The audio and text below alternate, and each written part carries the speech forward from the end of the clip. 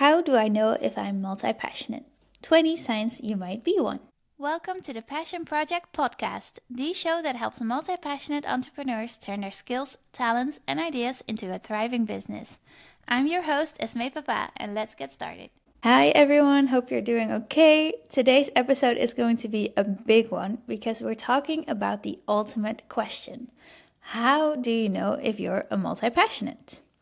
Maybe you're someone who jumps from one interest to the next, always discovering new things that you love, and maybe you've been told you just need to pick one career or one thing and stick with it, but you've always felt a little different about that.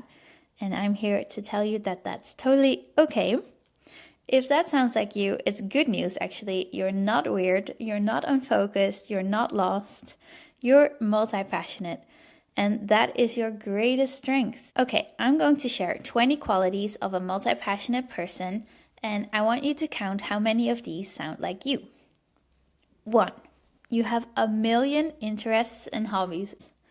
If you're the person who's constantly picking up new skills, whether it's photography and then the next week it's painting and then it's coding, suddenly you want to start a candle business, for example, your curiosity never stops. That means you're multi-passionate. Number 2, you get bored easily. So as soon as you master something, you're already thinking about the next challenge.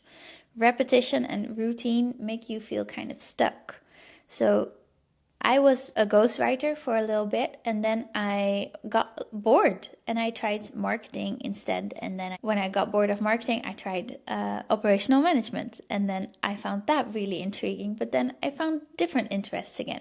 So it goes like that. It's fine.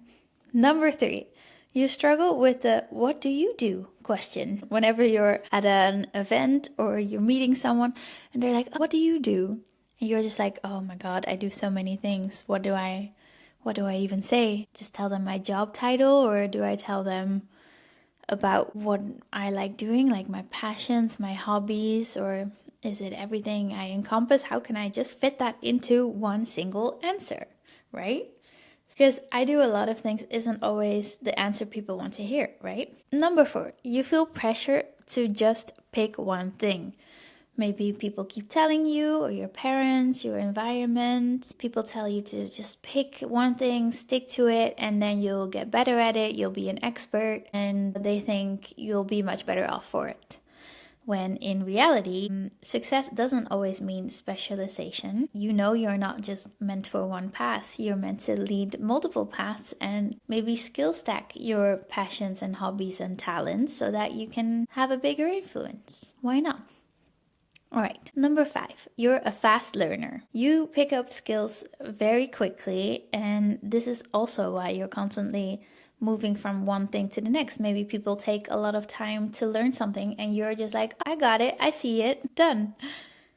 Okay, number 6, you see connections between things that others don't. Your brain is like a web. Everything is connected, and you can combine your skills in unique ways. Maybe you haven't really realized it yet, but you can. All right.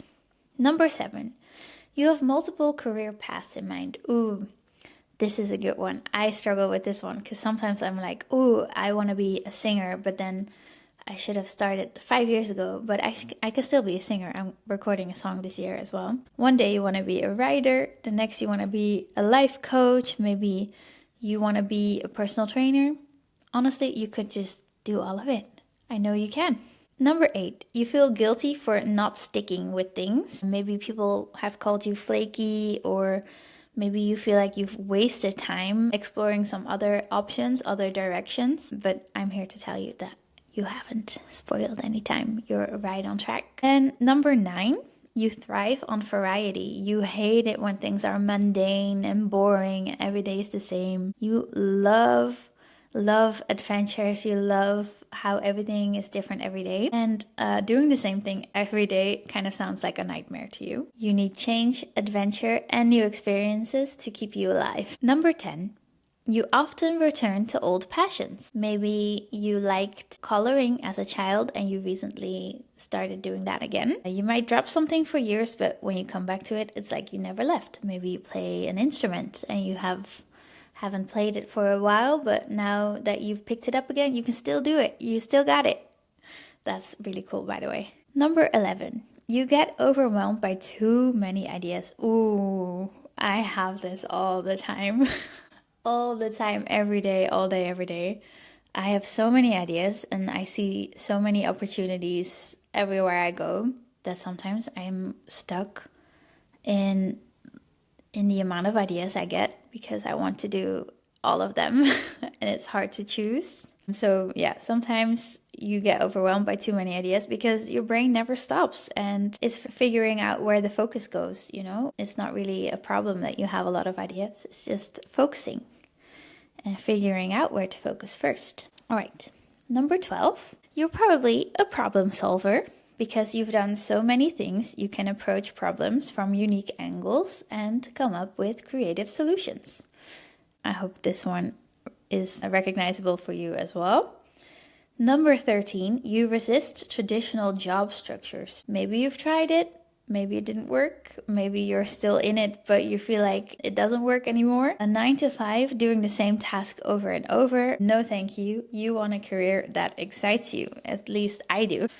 Number 14, you're drawn to entrepreneurship or freelancing, or at least being your own boss, deciding your own time, deciding on what to focus on, generating those ideas and acting on them and having the freedom to act on them as well. Number 15, you have FOMO, fear of missing out, on learning opportunities. Ooh, I get this all the time. I want to go back to school all of the time, but then I realize like, oh, when I do go back to school, then I have to stick with whatever outcome that is again, and I'm stuck in one thing. I might get bored. So maybe you feel a little bit like that's relatable. But if you see a new course or workshop, a book, I have so many books on different topics. I love them. And you just have to learn about it just in case it's something you love. Maybe you'll recognize it. All right. You might struggle with imposter syndrome, number 16. Because you do so many things, sometimes you feel like you're not expert enough at any of them, but you are. Because you're just a fast learner. You see it, you pick it up, you got it. Number 17, you mix different passions together. Well, that's something I teach my clients as well. But for example, if you don't just love music, but you love storytelling, you can combine the two.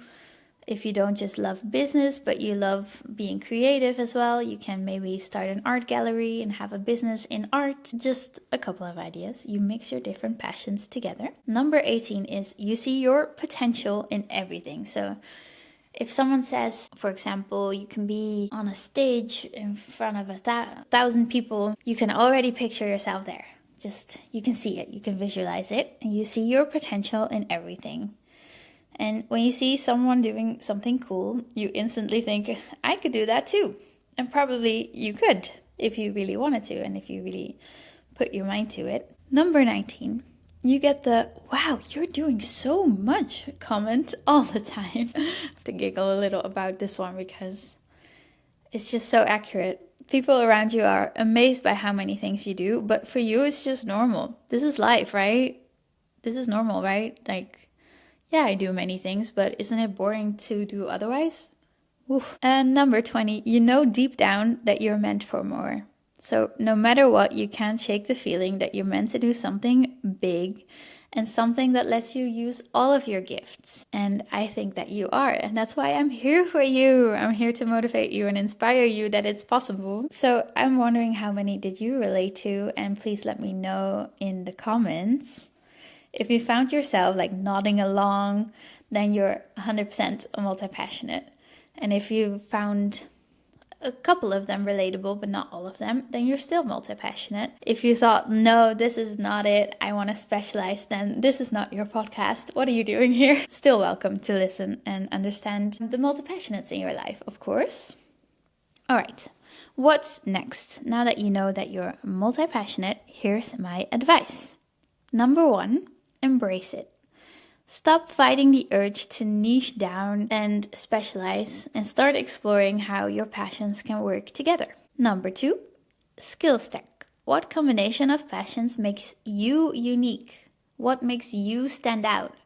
For example, I know my voice is kind of weird, but I use it to my advantage. And that helps me in my career as well. I'm a voiceover, for example. And I just love that. Step 3, start creating. You don't need permission to start the business or to move your projects, clients, any work or hobby or interest that you have. You don't have to get permission from anyone. Just start doing you and focus on your multi-passionate lifestyle and creating it yourself. Just see what comes of it and try it out, and I think it will amaze you because it is amazing. If this episode resonated with you, here's what I want you to do. So I want you to share this episode on Instagram and tag me at esmeepapa. So that's ESMEEPAPA. And let me know if this episode resonated for you, and let your environment know that you're multi-passionate by sharing the episode, and let them learn a little bit more about you. All right. Thank you so much for listening. And this was already episode 2 of the Passion Project podcast. Thank you. Bye.